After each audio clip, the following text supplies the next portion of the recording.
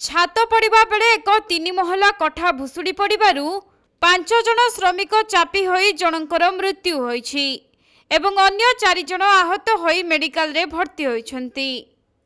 एपरि एक अभावनीय घटना घटिछि मध्य प्रदेश राजगढ़ जिल्ला रे।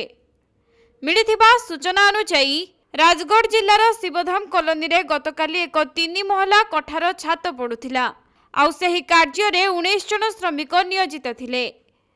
परे संध्यारे काम सरिबारु बहु श्रमिक तळकु आसी जाइथिबा बेले प्राय 5 जन छातरे रही जिनिसपत्र सजड़ा सजड़ी करुथिले, किंतु सेही समय रे हठात कठाटी भुसुड़ी पड़िबारु कठा तळे श्रमिक माने चापी होई रहिथिले। खबर पाई तुरंत उद्धारकारी दल सेठारे पहुंची रेस्क्यू ऑपरेशन को आरंभ करिथिले। बहु परिश्रम परे 5 जन श्रमिकों को उद्धार करा जाइथिबा बेले सेमानंक मध्यरु जनकर मृत्यु होईछि एवं अन्य 4 जनंकु तुरंत निकटस्थ मेडिकल रे भर्ती करा जाइछि।